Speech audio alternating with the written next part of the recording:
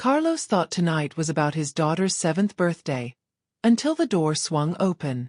There stood his ex-wife Diana, the woman he still secretly loved, but she wasn't alone. She was holding the hand of a man in a tailored suit, the exact kind of man Carlos could never be. But as the night unfolds, Carlos discovers that the important reason she missed the party wasn't another man at all. It was a secret sacrifice that would change their family forever. Before we dive into the story, make sure to hit that subscribe button and turn on notifications so you never miss a part. And let me know in the comments below. Have you ever stayed in a relationship hoping the other person would change? Let's get started. The flickering glow of 7 small candles danced in Carlos's eyes as he looked across the small, red checkered table. On a simple chocolate cake, the light caught the vibrant purple frosting, Zoe's favorite color. For a moment, the bustling noise of the Italian restaurant, the clinking of silverware, and the muffled laughter from nearby tables faded into a dull, rhythmic hum. Carlos watched his daughter Zoe press her small hands together and squeeze her eyes shut so tight that tiny, delicate wrinkles formed across the bridge of her nose. This was supposed to be their perfect night. Just the two of them, celebrating her 7th birthday in the cozy, familiar warmth of their favorite local spot. Carlos had chosen this place with a heavy heart, knowing it was where he and Diana had once been a family, but tonight, he wanted to reclaim it for his daughter. Carlos had spent the entire day preparing for this specific moment with a nervous energy that he couldn't quite suppress. He had ironed his blue button-down shirt twice that morning, obsessing over a tiny stubborn crease near the collar that just wouldn't stay flat no matter how much steam he used. It was the nicest thing he owned, usually reserved for parent-teacher conferences or the occasional job interview. He wanted to look like the man his daughter deserved, a man who had everything under control, even when his bank account and his heart said otherwise. He had practiced butterfly-shaped pancakes that morning, failing 3 times before finally getting the wings right. He was determined to be both father and mother tonight, to fill every silence and every gap left by the woman who wasn't there to share the joy. He wanted Zoe to feel like she was the center of the universe, unaware of the struggle it took to keep that universe spinning. But the peace of the evening was shattered when the heavy oak door of the restaurant swung open with a sudden creak. A rush of biting, cold night air flooded the room, making the candle flames dance violently on the cake. Carlos looked up, expecting a random diner, but his heart plummeted into his stomach. Standing in the entrance was Diana, his ex-wife. She looked breathtaking in a dark green dress he remembered from a lifetime ago. But she wasn't alone. Her fingers were intertwined with those of a tall man in a sharp, tailored charcoal suit. The man looked successful, the kind of man who never had sawdust under his fingernails or grease on his palms. The betrayal stung more than the cold air. Diana had sent a message earlier that day saying she couldn't make it to the dinner. She had told him she had something important to prepare for, a vague excuse that Carlos had accepted because he had no other choice. He had spent the entire afternoon swallowing his anger and trying to find the right words to tell Zoe why her mother wouldn't be there to see her blow out the candles. And yet, here she was, with someone else. Carlos felt his jaw tighten until it ached. He looked at the man, polished, confident, with a silver watch that probably cost more than Carlos's entire woodshop. The man whispered something in Diana's ear, and she smiled. A soft, intimate smile that Carlos hadn't seen directed at him in years. It was a smile of shared secrets and new beginnings, and it felt like a knife in Carlos's chest. Before we continue with the rest of Carlos and Zoe's journey, I want to take a moment to say a heartfelt thank you for being here today. Whether you're listening from the busy streets of New York, the historic lanes of London, the vibrant neighborhoods of Manila, or somewhere I've never even heard of, it means the world to me that you've joined us for this story. Your support is what keeps these stories alive. Drop a comment below and let me know where you're tuning in from. I love seeing how far these stories travel across the globe. And if this story touches your heart, please consider hitting that subscribe button and turning on notifications so you don't miss what happens next. Now, let's get back to Carlos and the moment his world began to crack. He felt like a fool in his twice-ironed shirt, sitting at a table with a store-bought cake, while the woman he still secretly loved walked in with this something important, she had chosen over their daughter's birthday. The air in the restaurant suddenly felt too thin to breathe, and the celebratory mood was replaced by a heavy, suffocating weight that threatened to ruin everything. To truly understand the weight of that moment in the restaurant, you have to understand the long, winding road that led Carlos to this place of solitude.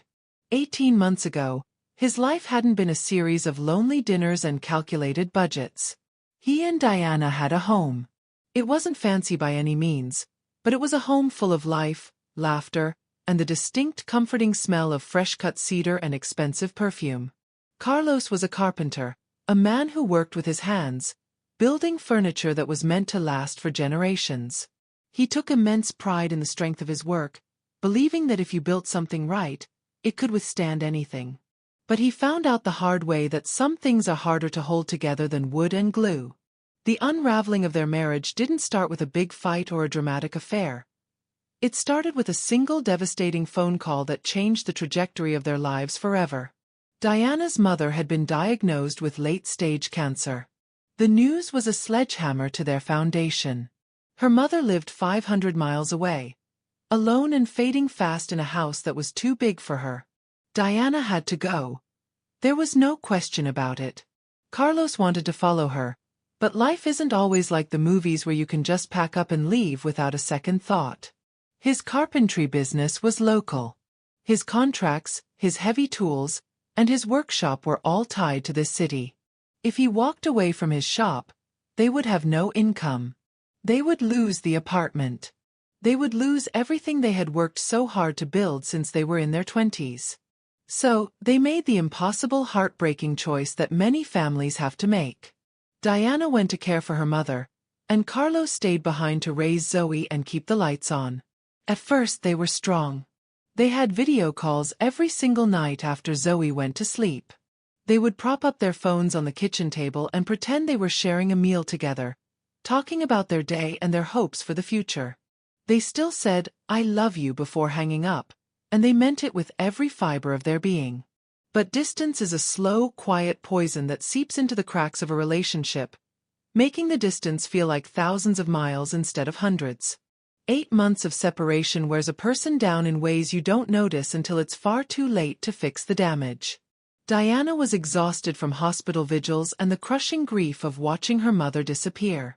Carlos was exhausted from being a single father, a business owner, and a housekeeper, all while feeling like he was failing at every single one of those roles.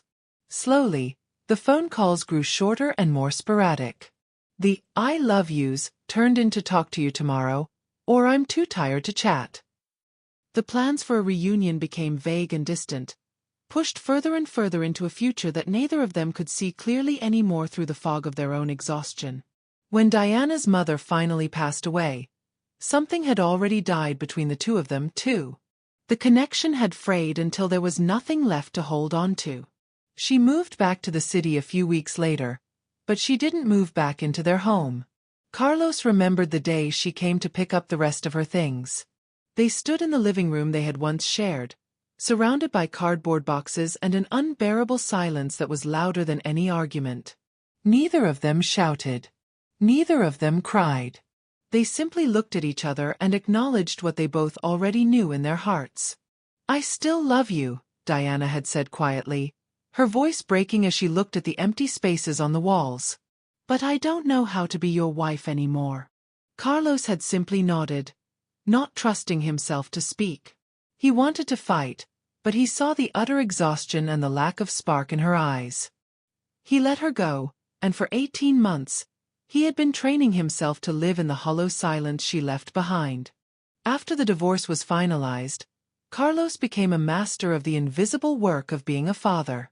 He learned how to do things he never thought he'd need to know, like how to braid hair without pulling too hard and how to cook a meal that a 7-year-old would actually eat. He painted Zoe's room lavender because she said it was the color of dreams, and he spent 3 weekends getting the shade just right. He hung fairy lights around her window so she would never be afraid of the dark, telling her they were stars he caught just for her. He even built her a custom bookshelf shaped like a tree, with each branch holding her favorite stories, as if the books themselves were growing from the wood he had carefully sanded. He kept his love for Diana locked away in a place he never visited, training himself not to notice the way her hair caught the light during their brief, awkward exchanges at the doorstep when they handed Zoe back and forth. Loving her from a distance had become a second job, invisible, exhausting, and absolutely necessary for his emotional survival. On the morning of Zoe's 7th birthday, Carlos had checked his phone while Zoe was getting dressed into her favorite yellow dress. The message from Diana was cold, brief, and felt like a physical punch to the gut that left him winded. I can't make it to dinner tonight. I need to prepare something important. I'm sorry. Kiss Zoe for me. Carlos had read those words 3 times, searching for a hidden meaning, a sign of regret, or any indication that she still cared about the life they had built. He wanted to scream, to call her and ask what could possibly be more important than their daughter's milestone. Was it a job? A date? Or just a desire to avoid him? But their relationship had become a careful, fragile dance of boundaries and polite distance, and he had learned the hard way not to cross those invisible lines. He tucked his anger away and focused on the girl in the yellow dress. That afternoon, while Zoe was distracted watching cartoons on the old sofa, Carlos went to tidy her room to keep his mind off the text. As he fluffed her pillow and straightened her blankets, a folded piece of paper slipped out from underneath. It was a brochure for the Riverside Children's Arts Center. Carlos recognized it immediately because Zoe had been carrying it around for weeks. Zoe had mentioned this place months ago, her eyes shining with that particular radiant light children get when they discover a passion that speaks to their very soul. They teach you how to paint like real artists, Daddy, she had said with so much hope in her voice. With real canvases and everything. I want to paint the world. He looked at the back of the brochure and felt a familiar sinking feeling in his gut that he knew all too well. The tuition was $3,000 a year. To a man who was struggling to keep his small carpentry business afloat in a tough economy, it might as well have been $1 million. After rent, utilities, insurance, and the endless mounting expenses of a single-parent household, there was absolutely nothing left for luxuries like art school. He stared at the glossy paper for a long moment, feeling the crushing weight of his own limitations as a provider. He felt like he was failing her again. He folded it carefully and slid it back under her pillow, exactly where she had hidden it, his heart heavy with the secret knowledge of her desire. Some dreams had to wait, and as a father, the hardest part was knowing which ones you had to let go of to keep the others alive. This was exactly why seeing Diana walk into the restaurant with that man felt like a physical blow to his chest. He felt outclassed in every possible way, from his clothes to his bank account. He looked at his own calloused, rough, and stained hands. Hands that were gentle enough to braid a little girl's hair but too poor to buy her the one thing she truly wanted. And then he looked at the man in the charcoal suit. He assumed the man was the important thing Diana had mentioned in her text. He assumed he was being replaced by someone who could provide the life he couldn't. Someone who didn't have sawdust under his fingernails and could buy art lessons without checking his balance. The jealousy burned in his chest, not because he wanted to possess Diana, but because he was terrified that he was no longer enough to be the hero in his daughter's life, and that fear was more painful than any divorce decree. He felt like he was losing the last thing he had left. The tension at the table was thick enough to choke on, a palpable weight that made the air in the small Italian restaurant feel stagnant and heavy. Zoe, however, was a child of 7, and children have a remarkable way of ignoring the storms brewing in the adults around them until the first drop of rain actually falls. "Mommy!" she squealed, her sadness and disappointment from earlier vanishing in a sudden, ecstatic burst of joy. Diana rushed to the booth, her face a mask of conflicting emotions, relief, guilt, and a strange kind of nervous energy that Carlos couldn't quite place. Carlos stood up slowly, his legs feeling heavy and unsteady beneath him, as if the floor had suddenly become uneven. He didn't look at Diana. He kept his eyes fixed firmly on the man in the suit, searching for a reason to hate him even more. "Carlos," he said, extending a hand out of habit. He used his professional voice, the one he used when he was dealing with a difficult client on a job site who was questioning his craftsmanship or his timeline.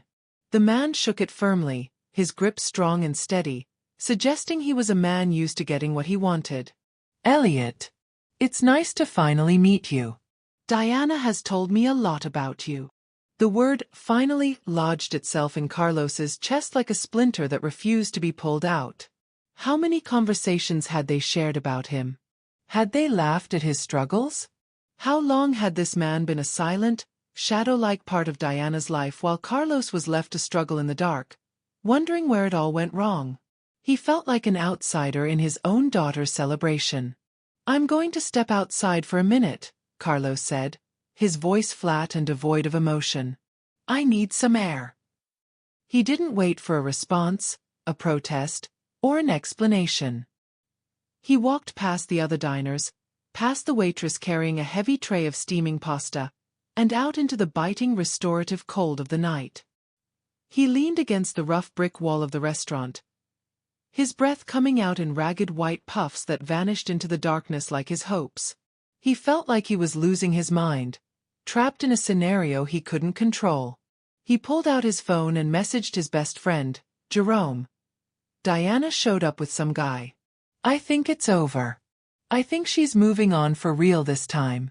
I'm standing outside like an idiot." He was waiting for the day he'd have to officially retire, the hope he'd been secretly harboring in the back of his mind that they might one day be a family again. He thought tonight was that day.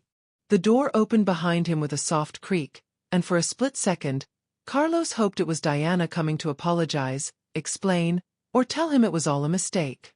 Instead, it was Elliot. The two men regarded each other under the amber, flickering glow of the streetlights. Elliot didn't look like a villain from a movie. He didn't have a smirk or a look of triumph. He didn't look like a man trying to steal someone's life or take their place at the table. He looked remarkably calm and centered, which only made Carlos feel more agitated.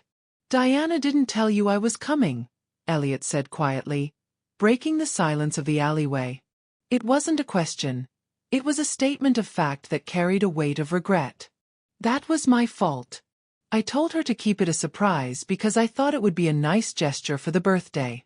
I didn't think about how it would look to you, standing there in the restaurant with your daughter, and for that, I'm truly sorry. It was a massive oversight on my part. I wasn't thinking as a father. I was thinking as a friend." Carlos crossed his arms over his chest, trying to stop his hands from shaking, whether from the cold or the adrenaline, he wasn't sure. "How long have you two been together?" he asked, the words coming out sharper and more aggressive than he intended. He wanted a number, a date, a point where his life had been traded for another's. Elliot let out a soft, knowing smile that wasn't at all mocking or superior. It was the smile of someone who had seen this reaction before. "We're not together, Carlos. Not in the way you're thinking. My husband, David, would probably have a lot to say if I started dating women at this point in my life. We've been married for 12 years, and he's the light of my life." Carlos blinked, the anger and the jealousy draining out of him so fast it made him feel lightheaded and incredibly foolish. The world seemed to tilt back onto its axis. "Your husband, David," Elliot repeated, pulling out his phone to show Carlos a photo of two men and a happy golden retriever in a park. "Diana's been my best friend since our college days. 20 years of history. I was there when she got her first nursing job. I was there when she married you, standing in the back of the church. And I was there for all the nights she called me at 3 in the morning over the last year, because she was falling apart and didn't know how to talk to you anymore without hurting you further. She cares about you, Carlos.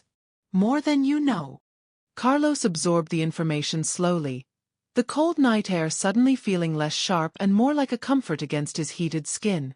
The tight, painful knot in his chest began to loosen for the first time in hours, but it was quickly replaced by a deep, hollow sense of confusion and a growing realization of his own blindness to Diana's reality. "She never told me you were close," Carlos said, his voice barely a whisper, almost lost to the wind. He felt a wave of shame for the thoughts he'd been having. "She didn't tell you a lot of things," Elliot replied, his voice gentle and completely non-judgmental. "Not because she was hiding them to be deceptive or malicious, but because she didn't know how to talk about the hard stuff with you anymore. When she moved back after her mother passed, she was in a very dark, very isolated place.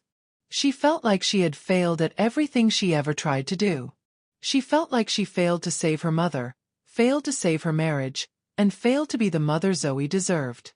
She saw how hard you were working every single day to keep everything together, and she didn't want to add her broken pieces to your plate when it was already overflowing with your own struggles. Carlos felt a cold, sinking realization settle in his stomach. He had been so focused on his own exhaustion that he hadn't seen hers. I didn't know it was that serious. I thought she was just moving on. I thought she was happy to be away from the mess and the bills. She didn't want you to know the struggle she was going through, Elliot explained, leaning against the wall beside him. She's been working the night shifts at the community hospital for 6 months straight. Every holiday, every weekend, every extra hour of overtime she could possibly find. She was exhausted, Carlos. That's why she was so distant and why she couldn't make the phone calls. She wasn't moving on from you or Zoe. She was working herself to the bone to save every single penny she could for a reason you're about to see inside. She didn't want to ask you for help because she knew you didn't have it to give. Why are you telling me all of this now? Carlos asked, looking back at the restaurant door, his perspective shifting by the second. He felt like he was seeing Diana for the first time in years. Because I've watched Diana carry this weight for a year and a half, and I've watched her never stop loving you, even when she convinced herself she had to let you go for your own sake. She thought you'd be better off without her baggage. Tonight was supposed to be a good thing, a turning point for your family. She's been planning this surprise for months. But she's terrible at explaining her feelings, and I'm even worse at reading a room. I should have made her tell you I was coming, but I wanted the surprise to be perfect for Zoe. I didn't realize how much it would hurt you. Before Carlos could respond or even process the depth of what he'd just heard, the restaurant door burst open. Diana stepped outside, her face pale and her eyes wide with terror in the moonlight. Carlos, something's wrong with Zoe. Please, you have to come back inside right now. All other thoughts, all the guilt, and all the confusion vanished in an instant. Carlos pushed past Elliot and rushed back into the restaurant, his heart pounding like a drum against his ribs. He found Zoe standing by the table, her face streaked with tears and her small hands trembling. When she saw her father, she ran toward him with a desperate speed and threw her arms around his legs, sobbing as if her heart was breaking into 1,000 pieces right there on the floor. Baby, what happened? What's wrong? Carlos knelt down so he was at eye level with his daughter, ignoring the curious eyes of the other patrons. Her small body was shaking uncontrollably, her breaths coming in ragged, terrifying bursts that sounded like she was choking on her own grief. I heard Mommy talking, Zoe cried, her voice muffled against his blue shirt. She said she's going to move away. She said everything is ready. She's leaving. She's leaving and never coming back, just like before. It's all my fault, Daddy. I made everyone sad on my birthday because I wanted too much. I don't want the cake anymore. The words hit Carlos like a physical blow to the stomach. His 7-year-old daughter was standing there, on the night she was supposed to be happiest, believing she was the cause of her parents' pain. He held her tighter, his heart breaking for the little girl who had been quietly carrying the burden of their broken home for far too long, thinking she was the reason the walls fell down. He looked at Diana, who was devastated. No, baby. No, Carlos whispered, his voice thick with emotion as he cradled the back of Zoe's head with his rough, stained carpenter's hand. None of this is your fault. Do you hear me? Not a single bit of it. You are the best thing in our lives, and you make us happy every single day. He looked at Diana, who was now kneeling beside him, her face a mirror of his own pain. Diana stepped forward and knelt on the floor beside them, the silk of her dress touching the cold tile. Tears were streaming down her face now, but her voice was surprisingly steady, filled with a mother's fierce resolve to protect her child's heart. Zoe, sweetheart, look at me. I'm not moving away. I would never, ever leave you again. I promise you that with everything I am. Slowly, Zoe lifted her head, her eyes red, swollen, and filled with a deep-seated fear that no child should have to carry. I heard you on the phone, she sobbed. You said you were moving. You said it was all ready. I am moving, sweetheart, Diana said, taking Zoe's small, shaking hand in hers and pressing it to her cheek. But I'm moving my work schedule. I've been working at night for a long time so I could save money, but I finally saved enough to do what I needed to do. Starting next week, I'm moving to day shifts at the hospital. I'm going to be there to take you to school every single morning. I'm going to be there to pick you up. I'm staying right here in the city, Zoe. I will always stay right here with you, where I belong. We're going to have so much time together. Zoe stared at her mother, confusion and a tiny flickering spark of hope warring on her face.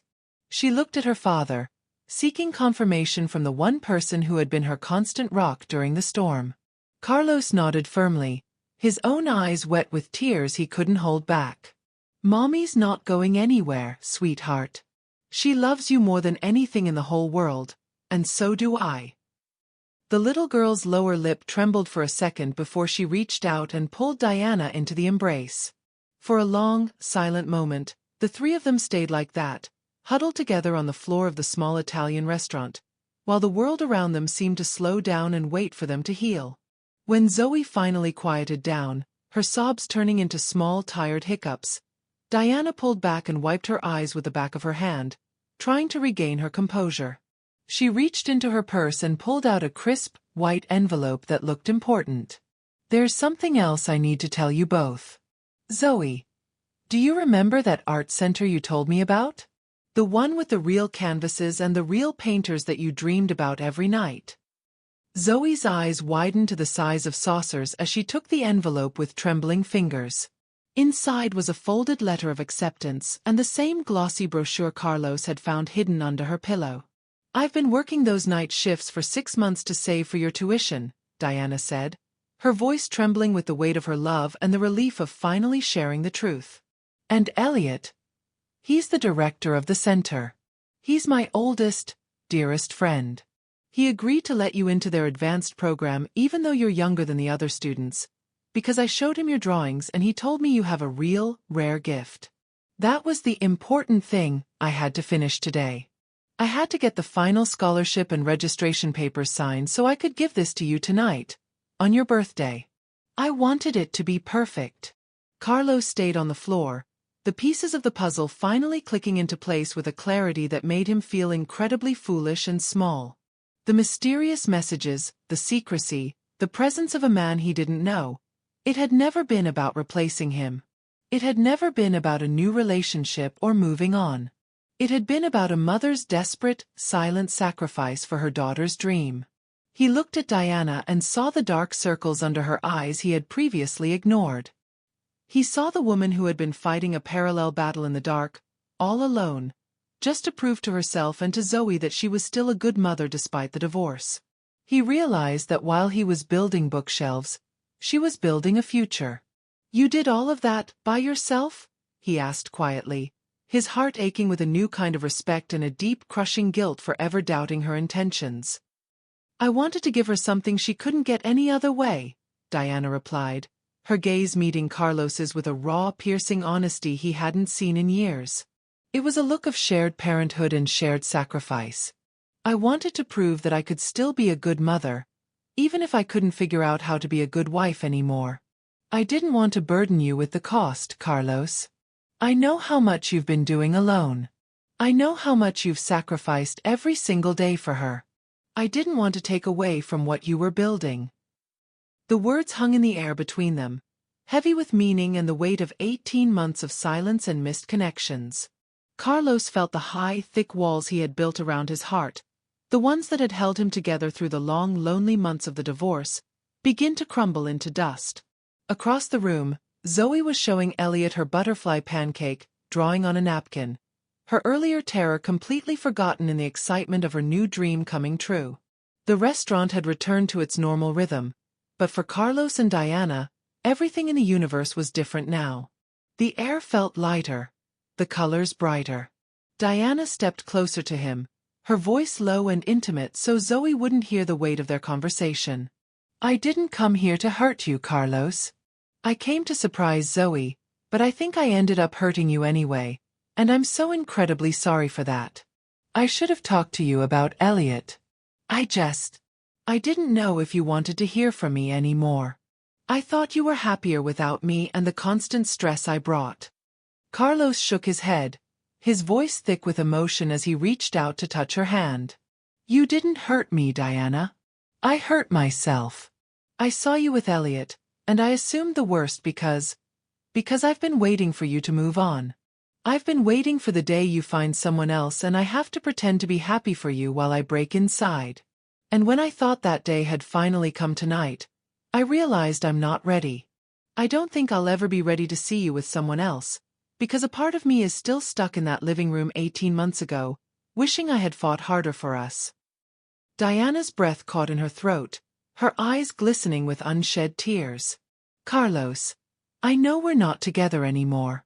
I know we signed the papers and the law says we're separate entities. But I need you to know. I never stopped loving you.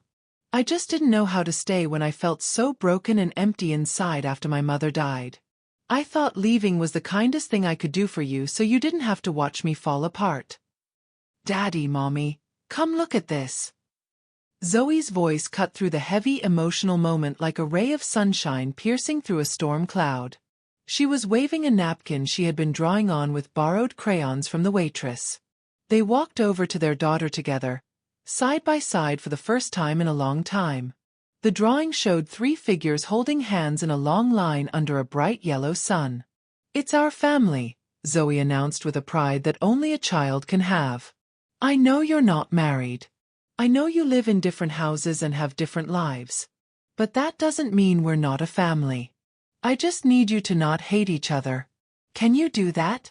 Can that be my second birthday wish? Please." Carlos looked at Diana. A year and a half of distance, of polite, cold exchanges and avoided glances. And now their daughter was asking for the one thing they had both been too afraid to offer each other. "We don't hate each other, baby," Diana said softly, her hand tentatively brushing against Carlos's arm. "We never did. Not for a single second of all those months. We were just lost." "Your mother is right," Carlos added, looking directly into Diana's eyes and seeing the woman he loved still hiding there, waiting to be found. "We could never hate each other. Not when we both love you so much. And not when we both remember the family we were before the storm hit. We're a family, Zoe. Always." Zoe considered this for a long moment, then nodded, seemingly satisfied with their answer. "Good. Now can we eat the strawberry cake Mommy made? It has a heart on it, and I want the piece with the biggest strawberry. I'm really hungry now." The tension finally broke, and Diana laughed, a sound Carlos hadn't heard in years. It was like a song he had forgotten he loved, but remembered every single note and lyric of as if he'd just heard it yesterday. As they sat back down to eat the second cake, the atmosphere in the small Italian restaurant had shifted entirely. Elliot joined them, sharing funny stories about the art center and his husband David's terrible attempts at cooking Italian food. Carlos found himself laughing along, the sharp, biting jealousy of earlier replaced by a strange new sense of community and relief.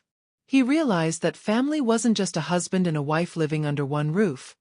It was a network of people who cared enough to show up when the world got cold and the path got dark. He saw Elliot as an ally now, someone who had protected the woman he loved when he couldn't. When the restaurant finally began to close and the staff started stacking chairs on the tables, they walked out into the crisp, cold night air together. Zoe held both their hands, swinging between them like she used to do when she was 3 years old, her feet barely touching the pavement. "This was the best birthday ever," she declared to the stars. They reached their cars, which were parked side by side in the dim light of the parking lot. Zoe ran ahead to look at a ladybug she found on a bush, giving Carlos and Diana a final moment of privacy in the shadows. "So, what do we do now?" Carlos asked, leaning against the side of his old truck, looking at the woman who was still his whole world despite everything that had happened. "I don't think we can go back to exactly what we were," Diana said honestly, her eyes reflecting the flickering streetlights. "There's too much history between us now. Too many scars and too much silence. But maybe we don't have to go back. What if we try something completely new? No expectations, no pressure, no fear of failing each other. Just two people who love their daughter and maybe still love each other. Trying to figure out how to be kind again. A fresh start. Like dating? Carlos asked with a small hopeful smile that reached his eyes and warmed his heart. Maybe, Diana whispered, reaching out to take his hand. Her fingers were cold, but her grip was strong and sure. Let's start with Saturday mornings. At the art center. We can take her together, and then maybe we can get coffee afterward. Just the three of us. Or maybe, eventually just the two of us. We can take it slow. Zoe came running back, her face glowing with pure, unadulterated joy. I made a wish on the ladybug. But I don't have to tell you what it was, because it already came true. She grabbed their joined hands and pulled them together, their fingers intertwining above her head. Carlos looked at Diana, and for the first time since the day she moved out, he felt a genuine, deep-seated sense of hope. Not the hope of fixing the past, but the hope of building a future that looked different than he had ever imagined. One where love wasn't about a legal contract, but about the daily choice to stay connected and care for one another. Come on, Carlos said, his voice thick with a new kind of happiness. Let's get you home before you turn into a pumpkin. Diana smiled, a look of peace finally settling over her face. I'll follow you home, Carlos, to make sure you both get there safe. Carlos raised an eyebrow, a familiar spark in his eyes. That's my line. Diana laughed softly. Maybe it's both our lines now. We're a team. As they pulled out of the parking lot in a small convoy, Carlos looked at Zoe in the rearview mirror. She was already half asleep, clutching her art school brochure like a treasure. Yeah, baby girl, he whispered to the quiet car. It really was the best birthday. And as he looked at the headlights behind him, he knew that the road ahead would still have its bumps, but for the first time, he wasn't driving it alone. And that's the end of Carlos and Zoe's story. But before you go, remember this. Love doesn't always keep us together in the way we expect it to. Sometimes life breaks us into pieces to see what we're made of. But if we let it, love can still keep us kind to one another. It can show us that family isn't about sharing a roof. It's about sharing a heart. If this story meant something to you today, please hit that subscribe button and give us a thumbs up. I'd love to hear your thoughts in the comments. What part of this story hit home for you? Until next time, take care of the ones you love and never stop making wishes on ladybugs. Good night, everyone.